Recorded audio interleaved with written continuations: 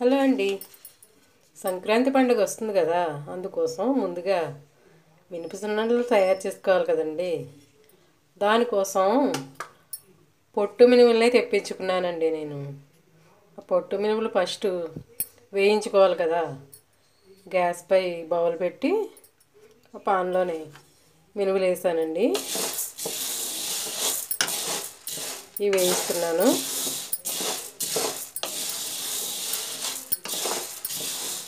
బాగా వేగాలి.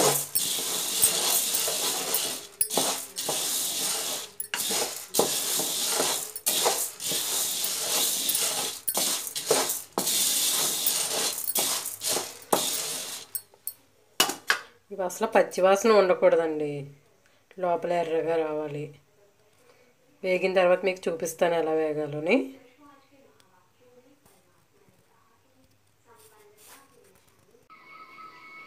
చూసారండి, ఇంత ఎర్రగా వేగాలన్నమాట. అప్పుడు సున్నుండలు చాలా చాలా టేస్టీగా ఉంటాయి. ఇప్పుడు స్టవ్ ఆఫ్ చేసుకుందాం.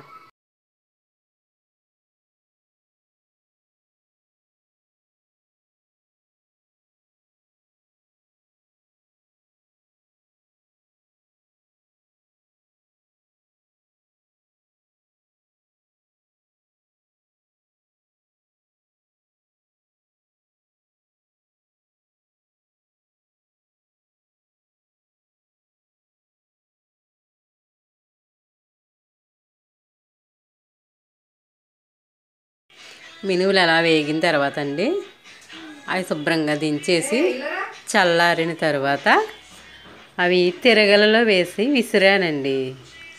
అవి విసిరిన తర్వాత చేటతో శుభ్రంగా పొట్టు చెరిగేసాను.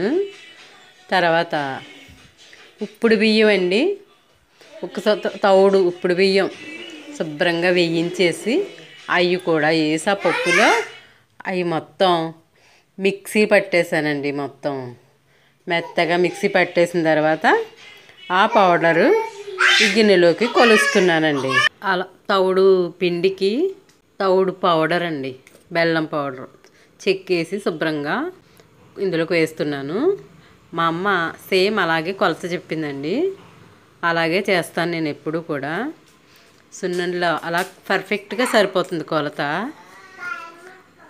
అవి శుభ్రంగా మొత్తం బెల్లం పౌడరు అది ఎన్ని తవలేసాను, ఇది అన్ని తవలేసానండి. మొత్తం అంతా కలిసేలాగా ఒకసారి శుభ్రంగా కలిపేసుకోవాలి. ఈ మినుములు చాలా బలమండి. పొట్టుతో పాటు వేయించిన మినపప్పుతో చేసింది చాలా చాలా బలం అది. అందులో ఉప్పుడు బియ్యం వేయించి సున్నుండ నొక్కితే అది కూడా హెల్త్కి చాలా మంచిది. ఇది చాలా ఆరోగ్యం కూడా, మనకు బలం అన్నమాట. మామూలు రోజుల్లో కూడా ఈ సున్నుండలు పిల్లలకి పెద్దలకి అందరూ కూడా చేసుకుని తినచ్చు.